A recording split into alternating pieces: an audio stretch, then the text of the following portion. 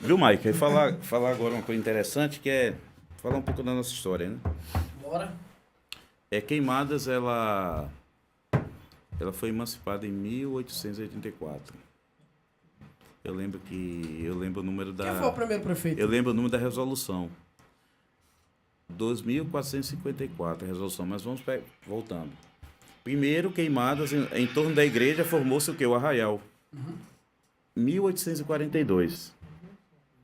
1842, Queimadas se transformou em freguesia. O que era freguesia? Se você crescesse, o seu arraial crescesse um pouco, deixava de ser arraial, virava freguesia. Sim. Em 1845, eu falei que... Qual foi o ano que eu falei? 1842. 1845, 3 anos depois, tentaram emancipar Queimadas. A elite que morava aqui, não, vamos emancipar Queimadas, mas não conseguiram. 1845. Só veio conseguir emancipação em 1884. Vem cá, antes de tudo isso se emancipar, Queimadas pertencia a quem aqui da Santa região? Luz. Não, Santa Luz que pertencia a Santa Queimadas. Luz pertencia... Na época da... Era Santa Luz que Santa Luz está engateando, só tem 70 Na época, anos. viu, Mike? Na época da emancipação, nesse período aí, era Vila Nova da Rainha, que era que Senhor do nome? Bonfim. Não. Queimadas pertencia a Senhor do Bonfim, que era conhecido como Vila Nova da Rainha. Aí, quando se emancipou em 1884, aí passou a ser independente, com sua lei, com seu prefeito, entendeu? 1915. 1884, qual era o nome de Queimadas? Vila Bela e Santo Antônio das Queimadas, porque deixou de ser freguesia e virou vila. Na época, para ser vila, era emancipação. Por que se tornou Queimadas? Aí, em 1915, através de um decreto número 1081, na época, questão de redução, acharam que era um nome muito grande. Vila Bela de Santo Antônio das Queimadas. Aí deixaram só Queimadas. Isso virou o quê? Uma polêmica muito grande até hoje. Mas Já escutaram falar que Queimadas não cresce, não desenvolve porque tirou o nome do santo. Já tentaram até fazer o quê? Um plebiscito, alguma coisa para retornar o nome do santo, entendeu?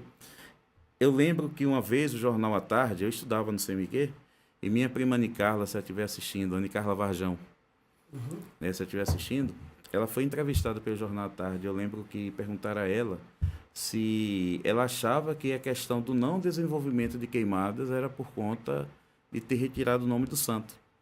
Né? E ela falou assim que não, a questão não era o nome, e sim os governantes. É. E eu lembro que foi... Na Palma, época, ela era estudante na época. Eu lembro que... Anne Carla, sua professora, né? É minha prima. É a esposa de Zé Antônio. Não é a mãe das meninas. É a mãe de Hugo que você está falando do projeto. Ah, pronto. Parabéns, Anne Carla. Ela era estudante na época. Então as pessoas falavam, porque retirou o nome do santo e tal, entendeu? 1915. Passou a ser só Queimadas. Eu não sei se... Tem vários mitos, né? Que diz que o bispo, veio não sei o quê, bateu o chinelo na linha, Queimadas disso não se passará. Tem um santo, diz que porque o santo era virado de costa para a cidade. Aí bota o santo de costa pro povo que tá chegando, o santo... aí são as lendas, né? A história é feita de lendas, né? Tem muita lenda. Tem muita lenda, muita história. Eu dou muito valor, porque minha linha de pesquisa é essa. É trabalhar com o popular, é trabalhar com o simples, é trabalhar com o povo. A história tradicional só falava de quê? Da elite. A história tradicional só falava de quê? Dos políticos, quem tinha dinheiro, a elite. E a linha de pesquisa que eu faço, o trabalho que eu faço... Uma coisa que eu achei muito interessante, Mike, eu falar aqui, a maioria dos textos eu publico no Facebook. Por que no Facebook? Você sabe por que eu publico só no Facebook? Alguém tem ideia por quê? No Facebook? Porque o Instagram, que é onde está a maioria, infelizmente, ele limita a quantidade de caracteres. Eu não consigo postar o texto todo. Se for um texto muito grande, eu não consigo postar no Instagram. E o que é que eu faço? Eu geralmente pego meu celular, eu posto quando estou no momento de folga, aí começo a escrever na própria plataforma lá do Facebook.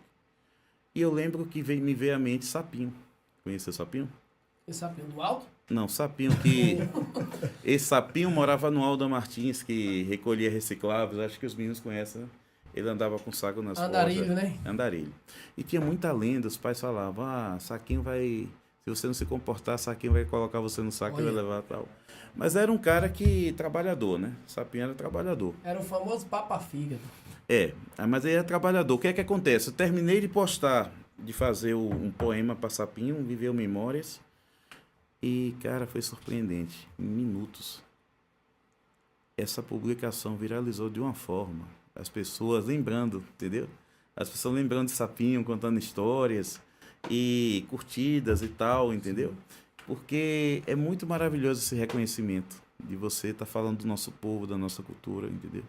Independente de classe social, independente de posição. E essa é a minha linha de pesquisa. Ô Murilo, quem foi o primeiro prefeito, assim, quando o Queimadas foi? É porque, na verdade, antes tinha intendentes, né, cara? Como é que intendente? Quando, no início, o cargo não era chamado de prefeito, era chamado de intendentes. Tinha os intendentes que ocupavam a posição de prefeito, e depois, com o tempo, depois com a República, né, houve a mudança para prefeito. Mas os intendentes, na época, já ganhavam moeda também, que nem os de hoje? Possivelmente. Ô, Mike, eu quero voltar era nica de ouro. voltar um pouco para Queimadas. Uma história aí que Nós não também saímos de ficou Queimadas ainda. Nós não saímos não, pô. Nós tá aqui no Pó de Zoeira. É verdade que o Santo Antônio foi preso? Toninho. Tem a lenda, né, do Santo Antônio. Mas é verdade ou é mito também? É o seguinte, tem um registro no livro Santo Antônio das Queimadas, e já fizeram buscas, né, a respeito da imagem. Porque a imagem... São várias versões que falam, Murilo, eu estou só falando que a imagem está com parente da família de Antônio Carlos Magalhães. Murilo, estão falando que está em tal lugar. Mas a lenda, você sabe como é que funciona, né? Porque era comum, se vocês pegarem nos documentos oficiais, as pessoas doarem, por exemplo, a maioria dos devotos dos santos, eles doavam bens, doavam terras, na época tinha escravos, e colocavam no nome do santo da qual era devoto. Então, isso aconteceu aqui em Queimadas também.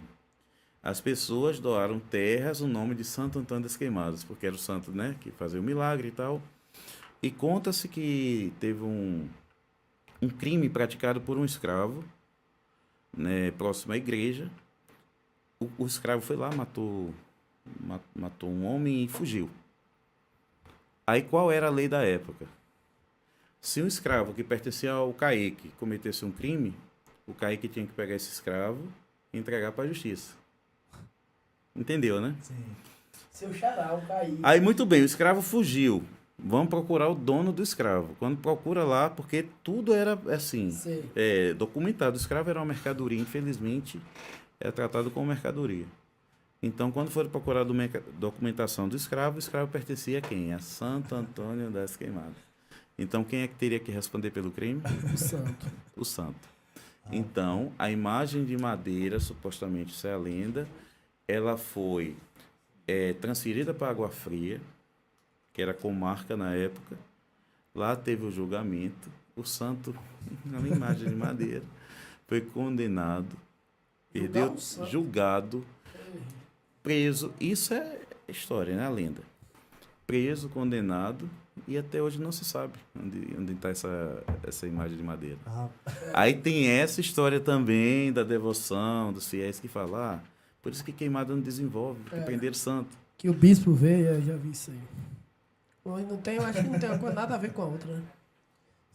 Tu acha que aconteceu mesmo, Murilo? Tu que é historiador aí. Cara, eu gosto muito das histórias do sertão.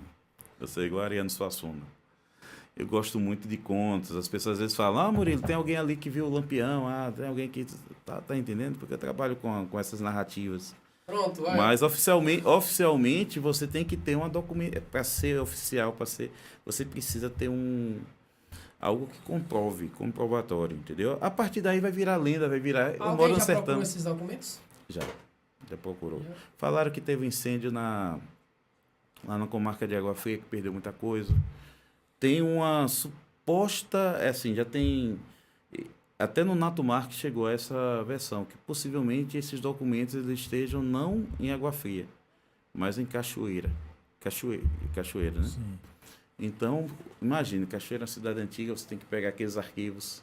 Não está nada assim, você não vai pesquisar lá no Google, não. Você tem que ir lá, pegar as partes empoeiradas. Imagine quantos documentos tem em Cachoeira do século XIX. Né? Então é muita coisa que você... Muita coisa, acho que está bem desgastada. Século XIX, século XX, entendeu? Mas está em algum lugar. Queimadas tem muita coisa que ainda não foi explorada, entendeu? Sim, Eu gostaria mas muito, é meu projeto de vida retornar e ficar fazendo um trabalho voltado para isso aí. Viu, Murilo? Você falou que depois Queimados virou uma vila, né? Bem antes, virou Era o Arraial, o Arraial. depois Mas Freguesia. você já estudou quem foi os fundadores desse arraial mesmo, assim? Os moradores, de onde vieram, se eram imigrantes, Cara, se eram escravos.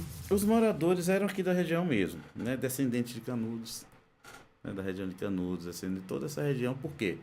Conta-se que quando foi erguida a igreja, né? Então as pessoas começaram a atrair devotos de várias regiões. É que Que Souza vem pra cá. Neto veio aqui e falou que Canudos era a terceira maior cidade A da segunda. Bahia. A segunda, que era Salvador, A segunda. e Canudos era maior Isso. que Feira. A segunda, porque Antônio Conselheiro, né, quando ele fixou ali nas margens do Vaza Barris, que ele foi considerado como uma ameaça para a República, entendeu? Foi considerado uma ameaça para a República. Mas, na verdade, Antônio Conselheiro, ele estava causando o quê? Ele passava em determinados locais e mandava queimar, porque tinha passado de Império para República, mandava queimar o quê? Os papéis de impostos, as tabuletas de impostos. Aí, tanto o governo, quanto a igreja e quanto os fazendeiros que estavam perdendo fiéis, começaram a se incomodar com isso. Aí ele passou a representar essa ameaça. Uhum. E a guerra começa com a compra da madeira, né? De Juazeiro. Que um juiz, juiz que embarga lá a entrega da madeira. E como ele tinha pago para construir lá a igreja, eles conselheiros vão em busca dessa madeira. Aí quando o tenente lá, né, ele acha que a estratégia dele vai funcionar, vai até o Uauá, chega até o Uauá e é onde eles são derrotados, na primeira expedição. Cai no chumbo, né? É. Bala comeu. Aí depois segunda expedição. Aí a terceira expedição, Moreira César, já é desembarcando aqui em Queimadas, o Corta-Cabeças. É. Né? E a quarta expedição, Arthur Oscar, que foi 5.000 homens, que foi quem dizimou Canudos. 5 mil homens, né? Ô Murilo, e o que mais te impressiona da participação da cidade na Guerra de Canudos? Cara, na verdade não foi positiva. Imagina aí, uma vila, Queimada foi emancipada em 1884. 1897, uma vilazinha humilde, de uma hora para outra receber, através da estação ferroviária, receber soldados armados. Né? Será que oprimia a gente na época? Tem história disso? Cara, mas eu digo assim, não foi positiva nesse sentido, né? Mas Queimadas era uma base logística, né? Era uma base militar, virou uma base militar logística para as tropas, né? Que vinham da capital, do Rio de Janeiro, e depois seguiam para Canudos. Moreira César era conhecido como corta-cabeças, já ouviram falar, né? Ele veio poderosão, porque ele tinha vencido várias batalhas. O corta-cabeça? Moreira César é conhecido do Ele governo caiu na federal. bala, não foi? Em Canudos? Aí ele chegou, ele atacou, tentou atacar o Arraial lá e não deu certo. Tanto ele quanto o Tamarino, que é o subcomandante, eles foram derrotados. Eu já assisti o filme de Guerra de Canudos que o cara deita dentro da vaca, dá um tiro de... Não sei se é. Mas Canudos, vocês viram, né, Nando? Canudos não se rende. Né? Eles lutam até o fim. Mas o Canudos, ó, uma ressalva aí que eu já li um pouco, Canudos era o presidente da época, não era isso? Como assim? O Canudos era o presidente do Brasil, não? Não, Canudos é a região lá. Região de lá, Canudos, né? é. Antônio O Conselheiro... presidente do Brasil na época era Prudente de Moraes. Prudente de Moraes. Aí não, Canudos é região. A região. E o cara que disputou a Guerra de Canudos era Antônio Conselheiro. né? Antônio Vicente Mendes Maciel, que é o Antônio Conselheiro. Era religioso. Religioso. Mauro tá falando aqui que antigamente na porta da igreja tinha um monte de palavrão. Sim. Os caras chegavam lá e escreviam. Aham. Soldados. Soldados, eles, com a ponta da espada, né?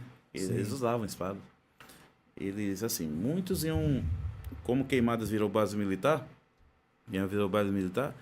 e aqui a igreja de Santo Antônio já existia, de 1815, eles passaram a frequentar essa igrejinha. Tanto que o correspondente do estado de São Paulo na época, que é Euclides da Cunha, que acompanhou a guerra, ele teve em Queimadas, Queimadas, e tem uma passagem no livro, no clássico livro Os Sertões, tem uma passagem que fala de Queimadas. E quando ele se refere à igrejinha, porque a igrejinha não tinha torre, né? Ele se refere como uma igreja de aspecto acaçapado, semelhante a um barracão de feira. que era uma igreja pequenininha, entendeu? Vamos falar um pouco daqui dos pessoal de Queimados aqui. Bora. A história de Sinforosa Liro. A Sinforosa. Diz que, segundo o Maurinho, botou aqui dentro de mais de 30 mil queimadenses. Ó, Sinforosa, ela nasceu numa data muito, muito importante para a história do Brasil. Sinforosa, ela nasceu em 1888. E foi? 1888, no dia 13 de maio de 1888, foi assinada a Lei Áurea, a abolição da escravatura. Então ela nasceu nesse período, guerreira sertaneja, né? Uma história surpreendente, mas Sinforosa só começou a realizar partos em 1933, salvo engano. De que forma? Na verdade, foi porque tinha uma parteira chamada Joana, que era quem fazia os partos das mulheres, só que essa parteira morreu. Joana morreu. E a comadre de Sinforosa, Dona Maria, estava em trabalho de parto. Sinforosa, como era comadre, foi lá e ajudou Maria nesse primeiro parto. Entendeu? Ela realizou o primeiro parto. Depois, como o marido dela não queria isso, ela foi realizando outros partos, escondido do marido, porque o marido não queria que ela realizasse. Um médico vindo de Itiúba, um médico Benjamin, vindo de Itiúba, ele contratou Sinforosa para ser enfermeira, para ajudá-lo. Entendeu? Na época ela já estava viúva, com 9 filhos, tinha perdido 5. Imagina uma mulher com 9 filhos. Sim. No sertão. E ele convidou ela para auxiliá-lo na enfermaria. Aí ele foi para Salvador e trouxe um livro de obstetrícia que falava de parto. Disse: você vai estudar esse livro, você vai ter mais conhecimento, você já tem a prática, mas esse livro vai te dar o quê? Um suporte maior, um conhecimento para realizar os partos. E ao todo, segundo conta, que eu acho que foi muito mais do que isso, conta que ela fez mais de 4.000 partos de crianças. Aqui? Isso. Na verdade, ela não só atendia Queimadas, como toda a região. Montava no lombo de um animal e seguia, cara.